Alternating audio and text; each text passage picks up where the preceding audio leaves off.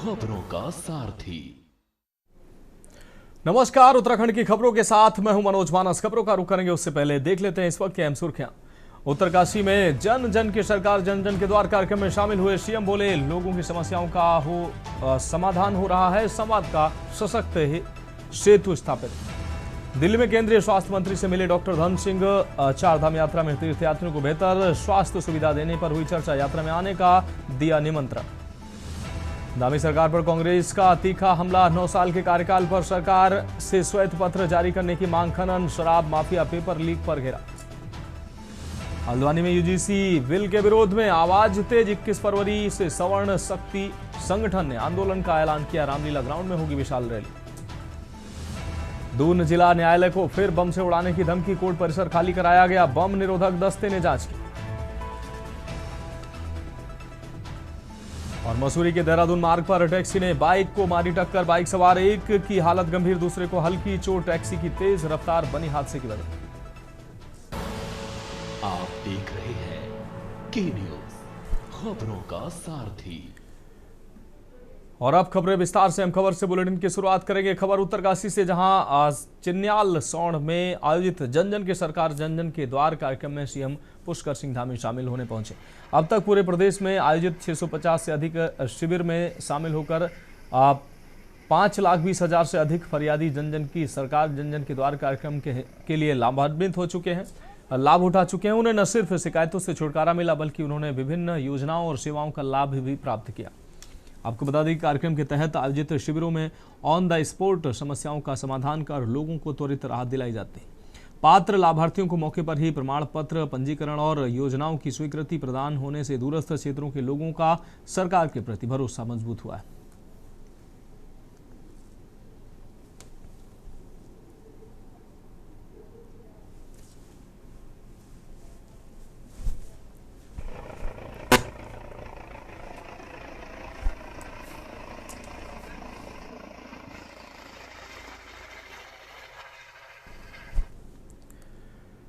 अब बढ़ेंगे अगली खबर की ओर। नई दिल्ली में प्रदेश के कैबिनेट मंत्री डॉक्टर धन सिंह रावत ने केंद्रीय स्वास्थ्य एवं परिवार कल्याण मंत्री जेपी नड्डा से शिष्टाचार भेंट की है। मुलाकात के दौरान आगामी 4 धाम यात्रा में तीर्थयात्रियों को बेहतर स्वास्थ्य सुविधाएं उपलब्ध कराने को लेकर विस्तृत चर्चा हुई। डॉक्टर रावत ने केदारनाथ व बद्रीनाथ धाम में आधुनिक चिकित्सा इकाइयों की स्थापना, यात्रा मार्गों पर विशेषज्ञ चिकित्सकों की तैनाती, 108 आपातकालीन सेवा, एडवांस लाइफ सपोर्ट व कार्डियक एम्बुलेंस की त्रिस्तरीय व्यवस्था की जानकारी दी।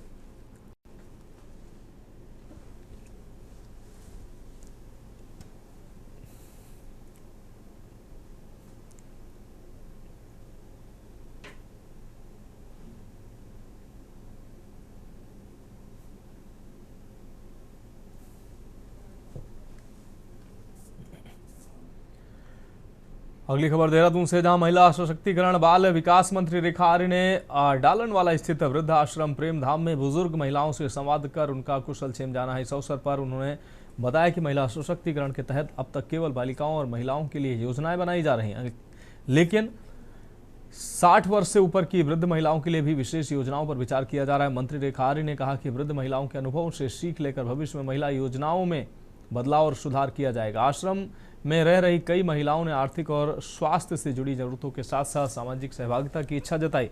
इस दृष्टि से उनके भावनात्मक और व्यवहारिक अनुभवों को योजनाओं में शामिल करने पर भी विचार किया जा रहा है। मैंने बोला था कि हम लोग इस दिशा में एक विचार बना रहे हैं कि महिला सशक्तिकरण अब तक में बालिकाओं और महिलाओं के रूप में विभिन्न प्रकार की योजनाओं के रूप में उनका सशक्तिकरण सुनिश्चित करने का विभाग ने हमेशा से काम किया। लेकिन जो 60 वर्ष से ऊपर वाली महिलाएं हैं, उनके जीवन में पति के साथ या पति के विहीन क्या उनकी लाइफ है, और वो जो अकेले घरों में रह रही हैं या संस्थाओं में रह रही हैं, सरकार उनके लिए किस तरह से एक सपोर्टिव सिस्टम डेवलप कर सकती है। अगली खबर पौड़ी से, जहां कल विधानसभा में बजट पेश करने से पहले मुख्यमंत्री सहित वित्त मंत्रालय का प्रभार संभाल रहे सीएम पुष्कर सिंह धामी यहां जनसंवाद कार्यक्रम में शामिल होंगे। मुख्यमंत्री के प्रस्तावित दौरे को लेकर जिला प्रशासन ने तैयारियों को अंतिम रूप दे दिया है। जिलाधिकारी स्वाति एस भदौरिया ने बताया कि कार्यक्रम के लिए सभी आवश्यक व्यवस्थाएं पूरी कर ली गई, सुरक्षा के पुख्ता इंतजाम किए गए और संबंधित विभागों को जिम्मेदारियां सौंप दी गई हैं। लोक निर्माण विभाग द्वारा शहर की सड़कों को दुरुस्त व साफ कराया जा रहा है। माननीय मुख्यमंत्री जी के भी निर्देश हैं कि जो हमारा बजट हो वो ऑल इंक्लूसिव होना चाहिए और सभी स्टेक होल्डर्स की उसमें इनपुट्स लिए जाने चाहिए। और जो माननीय मुख्यमंत्री जी की यही इसी मंशा के क्रम में उनके अध्यक्षता में यहाँ पे बजट पूर्व संवाद आयोजित किया जा रहा है पौड़ी जनपद में, जिसमें कि पूरे गढ़वाल क्षेत्र के सभी स्टेक होल्डर्स भी आमंत्रित किए जा रहे हैं संबंधित विभागों के द्वारा। और इसमें वित्त विभाग नोडल विभाग रहेगा और जितने स्टेक होल्डर्स हैं उनके जो भी वहाँ पे इनपुट्स आएंगे उसके अनुसार से जो इनपुट्स लेकर वित्त विभाग अपने बजट को भी प्रिपेयर करेगा, जिससे कि एक ऑल इंक्लूसिव बजट यहाँ। बढ़ेंगे अगली खबर की ओर। खबर नैनीताल से है, जहां नैनीताल हाईकोर्ट में आपको बता दें निलोंग में वापस बसाए जाने की मांग को लेकर दायर याचिका पर सुनवाई हुई। याचिका में जाध भेटिया कल्याण समिति ने वर्ष 1962 से निलोंग में रहते आने का दावा करते हुए वापस बसाए जाने की गुहार लगाई है। मामले की सुनवाई के बाद कोर्ट की एकल पीठ ने केंद्र और संबंधित अधिकारियों को 8 माह में जवाब दाखिल करने को कहा है। साथ ही 8 सप्ताह बाद ही मामले की सुनवाई की तारीख लगाई गई है। आपको बता दें कि जाध भेटिया समिति ने उच्च न्यायालय में याचिका दायर कर कहा कि उनकी जमीनें इंडो चाइना बॉर्डर निलोंग में है, जहां Indian army ITBP civil police द्वारा अधिग्रहण किया गया है। इससे वो कई दशकों से अपनी ही जमीन से वंचित हैं। ये केवल जमीन का मामला नहीं बल्कि ये उनके संवैधानिक अधिकारों विशेषकर अनुच्छेद 301 के तहत संपत्ति के अधिकार पर गंभीर उल्लंघन है। याचिका में तय प्रक्रिया के तहत अधिग्रहण करते हुए उचित मुआवजा दिलाए जाने की मांग भी शामिल है। उनको वहाँ पे उनके ज़मीन पे एक बिना एक्विजिशन के और बिना रिक्विजिशन के इंडियन आर्मी और अन्य सिक्योरिटी फोर्सेस ने वहाँ पे अपना कब्जा रखा था। और निलोंग घाटी के लोग इसमें बड़े परेशान थे क्योंकि 1962 से लेके अभी तक का उन्हें अपने ही ज़मीन में जाने पे उनको एक रोक लगा रखी थी और उनको बाय एक परमिट जाना पड़ता था। ये सिर्फ ज़मीन का मामला नहीं है, ये बल्कि उनके कॉन्स्टिट्यूशन राइट का मामला भी है। तो आज उच्च न्यायालय ने इसमें इस गंभीरता को स्वीकार करते हुए जितने भी अधिकारी हैं, जितने भी इसमें रिस्पोंडेंट हैं, सभी को उन्होंने एक रिप्लाई फाइल करने का समय दिया है और हमें उम्मीद है कि इसमें न्याय मिलेगा।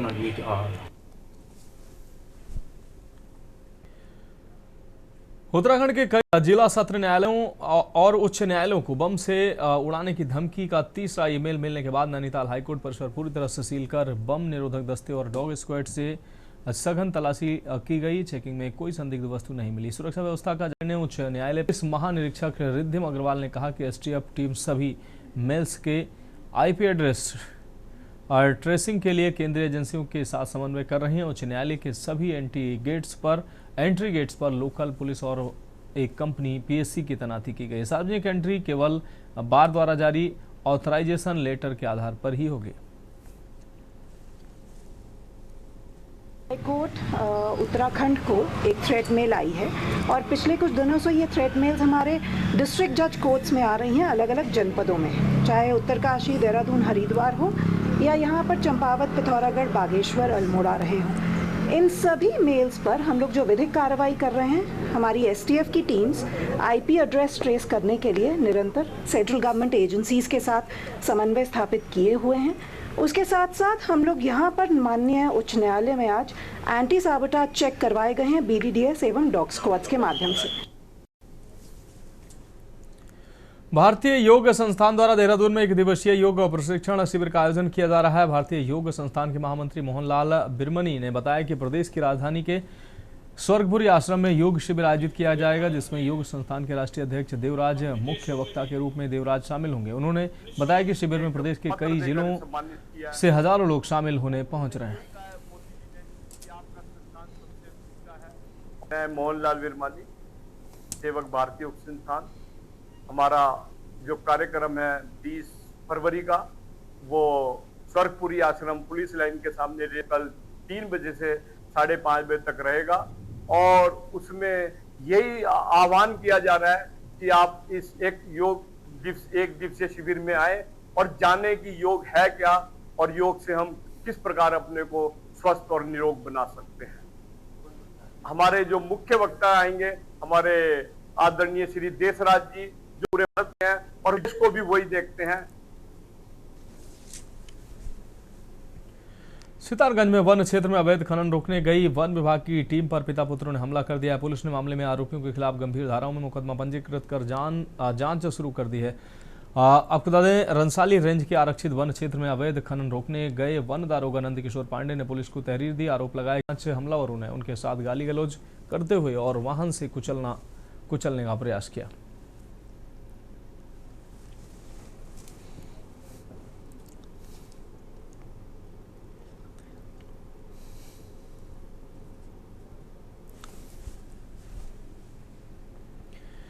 अगली खबर देहरादून से है, जहां सीएम पुष्कर सिंह धामी सरकार के 4 साल पूरे होने पर भाजपा द्वारा भव्य कार्यक्रम आयोजित करने की तैयारी में है, जिसे लेकर कांग्रेस ने सरकार पर तीखा हमला बोला। कांग्रेस प्रवक्ता राजेंद्र शाह ने कहा कि भाजपा के प्रदेश में 9 साल पूरे हो चुके हैं। ऐसे में सरकार को श्वेत पत्र जारी कर ये बताना चाहिए कि इन 9 वर्षों में आखिर क्या उपलब्धियां रहीं।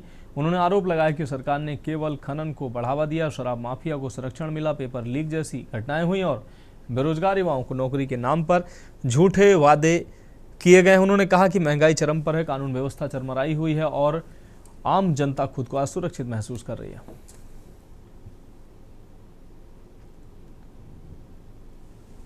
देखिए, 4 साल की नहीं उपलब्धियां उनको 9 साल की बतानी पड़ेंगी। 4 साल न कहें, वो 9 साल से उनकी सरकार है। इसको भाजपा साफ करे कि वो 9 साल में उन्होंने क्या किया। उस तमाम चीजों का एक श्वेत पत्र निकाले और श्वेत पत्र के द्वारा वो बताए कि किस किस फील्ड में किस किस जगह उन्होंने क्या किया। सिवाय खनन के बढ़ावा देने के, खनन माफिया को, सिवाय शराब माफिया को बढ़ावा देने के, सिवाय घोटालों के, सिवाय पेपर लीक के, सिवाय बेरोजगारों पर जो है, बेरोजगारों के लिए उन्होंने जो कहा था कि हम रोजगार देंगे, झूठे वादे करने के सिवाय महंगाई सर पर है। और सबसे बड़ी बात, सरेआम लोगों को कत्लेआम कर दिया जा रहा है। बढ़ेंगे अगली खबर की ओर। रुड़की क्षेत्र की झबरेड़ा पुलिस को वाहन चोरी के खिलाफ अभियान में बड़ी कामयाबी हाथ लगी है। चेकिंग के दौरान पुलिस टीम ने एक सातिर बाइक चोर को दबोचते हुए चोरी की 3 स्प्लेंडर प्लस मोटरसाइकिलें बरामद की हैं। गिरफ्तार आरोपी की पहचान दीपक निवासी खेड़ा मुगल के रूप में हुई है। पुलिस के अनुसार आरोपी हाल के दिनों में लाठरदेवा हूड़ गांव में रह रहा था और वहीं से बाइक चोरी की वारदातों को अंजाम दे रहा था। पुलिस ने स्पष्ट किया है कि वाहन चोरों के खिलाफ सख्त कार्रवाई जारी है।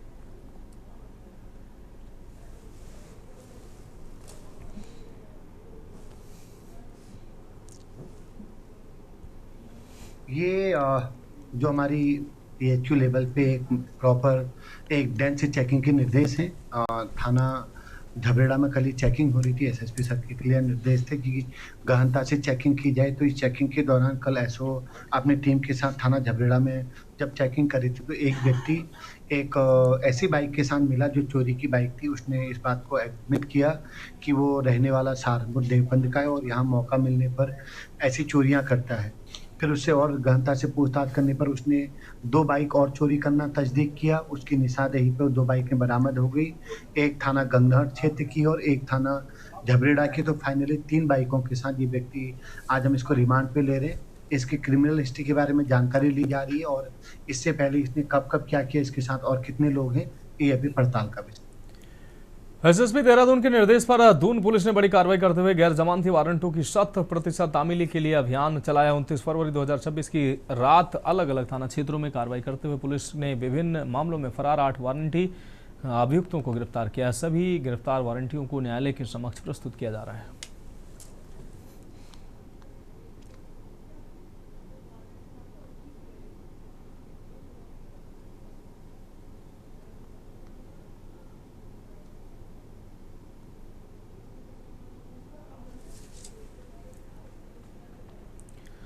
मसूरी देहरादून मार्ग पर एक बोलेरो टैक्सी द्वारा देहरादून से मसूरी जा रहे मोटरसाइकिल को टक्कर मार दी गई है, जिसमें 2 युवक घायल हो गए, जिन्हें एम्बुलेंस की मदद से हॉस्पिटल ले जाया गया, जहां एक की हालत गंभीर बनी हुई है और दूसरे के पैर में गहरी चोट आई है। फिलहाल पुलिस ने वाहन चालक को हिरासत में लिया है।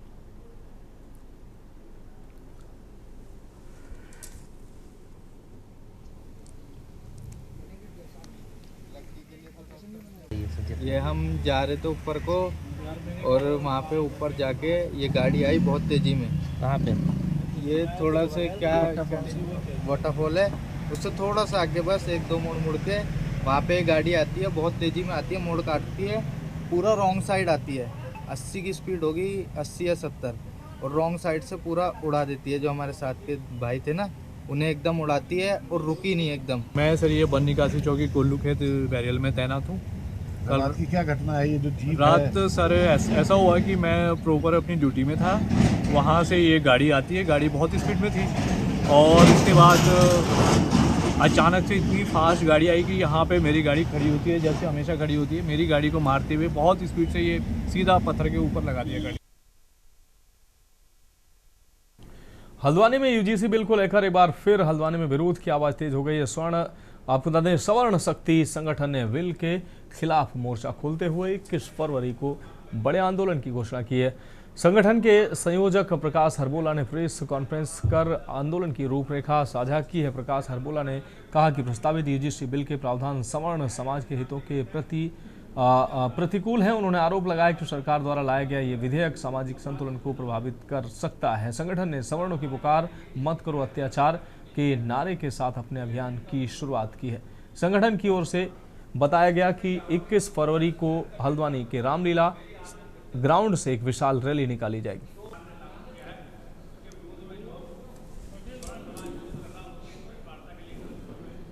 देखिए, सवर्ण शक्ति संगठन जो यूजीसी का काला कानून बना है, उसकी वापसी की मांग के लिए हमने सवर्ण शक्ति संगठन के रूप में एक संगठन बनाया है, क्योंकि जो यूजीसी का काला कानून बनाया जो प्राकृतिक न्याय है उसके खिलाफ है। इसमें पहले ही जो है एक वर्ग को दोषी मान लिया गया है, ऐसा कानून बनाया गया है। और उसके अगर आप प्रावधान देखें, जो 4 प्रावधान का हमारा सब में ज़्यादा विरोध है। पहला प्रावधान है कि सबको एक सार होना चाहिए, विद्यालय में सब एक होना चाहिए, लेकिन सवर्णों को शिकायत करने का अधिकार नहीं है। बाकी जो वर्ग हैं, ओबीसी है, एससी है, एसटी है, उनको शिकायत करने का अधिकार है। दूसरा जो हमें सब में बड़ा जो उसके वो है कि जो गलत शिकायत करे। जो ये काला कानून आया है यूजीसी का, हम इसका घोर विरोध करते हैं, क्योंकि ये कानून जो है हमारे आने वाले बच्चों के भविष्य को प्रभावित करेगा और हमारे बच्चों को बिल्कुल कहीं का नहीं छोड़ेगा। इसलिए हम जो है काले कानून का बिल्कुल विरोध करते हैं, और साथ ही साथ हम समस्त जनता से भी ये अपील करते हैं कि वो हमारा इसमें साथ दें, और इसके खिलाफ जो हमारे स्वर्ण समाज के लोग हैं, आज अगर नहीं जागेंगे वो तो फिर कभी नहीं जागेंगे, क्योंकि ऐसे ही बरसों से चलता आ रहा है और हम दबते आ रहे हैं। क्योंकि हमारा किसी से लड़ने का मकसद नहीं है, हमारा कानून को बदलने का मकसद है। कानून बदलेगा, क्योंकि ये जो काला कानून आया है, जो बिल्कुल हमारे बच्चों को इसमें प्रभावित हो रहा है और समाज इसमें बट रहा है। खबरों में वक्त ब्रेक के बाद एक बार फिर से उत्तराखंड की खबरों में आपका स्वागत है। हरिद्वार में कांवड़ यात्रा के समापन के बाद धर्मनगरी हरिद्वार में व्यापक सफाई अभियान लगातार जारी है। 16 तारीख को यात्रा समाप्त होने के तुरंत बाद से प्रशासन सक्रिय हो गया और सभी प्रमुख घाटों, मार्गों और आसपास के क्षेत्रों में विशेष सफाई अभियान शुरू कर दिया गया है। जिलाधिकारी मयूर दीक्षित ने बताया कि नगर निगम की टीमों के साथ साथ अन्य विभागों के कर्मचारियों को भी सफाई कार्य में लगाया गया है, ताकि श्रद्धालुओं की आस्था से जुड़ी इस नगरी को शीघ्र ही पूरी तरह से स्वच्छ और अव्यवस्थित बनाया जा सके। जिन घाटों पर अभी अतिरिक्त सफाई की आवश्यकता है, वहां निरंतर कार्य जारी है। सब जान रहे हैं कि हमारे पूरे जनपद में पिछले 3 महीने से सफाई अभियान चल रहा है, और अभी रिसेंटली जो शारदीय कांवड़ यात्रा समाप्त हुई, उसके बाद पुनः हमें आवश्यकता प्रतीत हुई है अभियान को पुनः गति देने की। अभी अभियान हमने जब कांवड़ यात्रा खत्म हुई 16 फरवरी के आसपास, उसके बाद से पुनः सभी लोगों को सहभागिता के साथ एक अभियान चलाया जा रहा है। कुछ जगह अभी भी हमने देखा है कि कहीं घाट के आसपास या कहीं मंदिरों के आसपास अभी भी सफाई की काफ़ी आवश्यकता है, उसको भी टेकअप कर रहे हैं, और आगे कोशिश ये कर रहे हैं कि लोग इसको अपनी आदत में डालें। और साथ ही आने वाले श्रद्धालुओं पर्यटकों से भी अनुरोध करते हैं कि वो माँ गंगा की जो पवित्रता है और उसके साथ ही वहाँ साफ सफाई रखने में हमारे यहाँ सहयोग करें। विकासनगर के विधायक मुन्ना सिंह चौहान ने क्षेत्र के किसानों के लिए एक बड़ी सौगात दी है। उन्होंने लांघा में आयोजित कार्यक्रम में 16 करोड़ 11.88 लाख की लागत से तैयार स्प्रिंकलर आधारित लिफ्ट सिंचाई योजना का विधिवत लोकार्पण किया। खास बात यह है कि विकासनगर के लांग में बनी यह सिंचाई योजना उत्तराखंड की पहली योजना है जिसे स्प्रिंकलर जैसी आधुनिक तकनीकी से संचालित किया जाएगा। बताना चाहूँगा, जो सिंचाई योजना का जो ये लाभ मिल रहा है, ये पपड़ियाण, तौली, भूड, पिपलसार, लांगा और पसोली, रुद्रपुर, अपर तक, और इसमें स्प्रिंकलर जो व्यवस्था बनाई है हमारे विधायक जी के माध्यम से, इस योजना के लिए जो उन्होंने कोशिश की है उसको धरातल पे उतारा है। यह उत्तराखंड की सबसे पहली और सबसे बड़ी ये क्या बोलते हैं योजना, जिसका लाभ हमारे क्षेत्र को मिला है। इसके लिए हम सभी जो है विधायक जी का दिल से धन्यवाद करते हैं। नहीं, ये तो जैसा मैंने कहा एक अभिनव योजना है। प्रधानमंत्री नरेंद्र मोदी जी ने जो ईच ड्रॉप मोर क्रॉप, एक एक बूंद पानी का उत्पादकता में से जोड़ना है, उत्पादन बढ़ाने में सदुपयोग हो, तो उस विजन को साकार किया गया इस योजना के माध्यम से। क्योंकि ज्यादातर सिंचाई का मतलब हमने सीखा था कि नहर बनाएंगे, समतल करेंगे, फिर उसे सिंचाई करेंगे, तो उसमें पानी की बर्बादी बहुत होती है। और साइंटिफिकली भी उसको हम फ्लड इरिगेशन बोलते हैं, जो नहर से करते हैं। बढ़ेंगे अगली खबर की ओर। खबर लक्सर से है, जहां उत्तराखंड बोर्ड परीक्षाओं को नकल विहीन और निर्विघ्न कराने के लिए प्रशासन और शिक्षा विभाग ने कमर कस ली। एसडीएम और खंड शिक्षा अधिकारी विनोद कुमार ने परीक्षा केंद्र व्यवस्थापकों और पुलिस अधिकारियों की मीटिंग लेकर आवश्यक दिशा निर्देश दिए हैं। एसडीएम सौरभ असवाल ने कहा कि बोर्ड परीक्षाओं के सभी व्यवस्थापकों और कस्टोडियन के कंधों पर बड़ी खास जिम्मेदारी है। शासन और विभाग के रूल के अनुसार विधिवत नकलविहीन परीक्षाएं संपन्न करानी है। खंड शिक्षा अधिकारी विनोद कुमार ने बताया कि लक्सर और खानपुर में कुल 21 परीक्षा केंद्र बनाए गए हैं। सभी केंद्रों पर पुख्ता सुरक्षा के बीच प्रश्न पत्र पहुंच गए, जो डबल लोक में रखे गए हैं। 21 फरवरी से निर्धारित समय से परीक्षाएं शुरू होंगी। बीईओ ऑफिस को कंट्रोल रूम बनाया गया।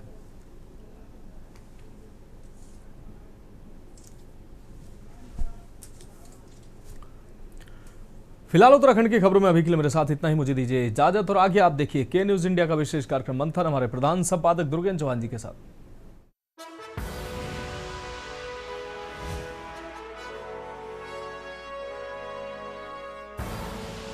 आप देख रहे हैं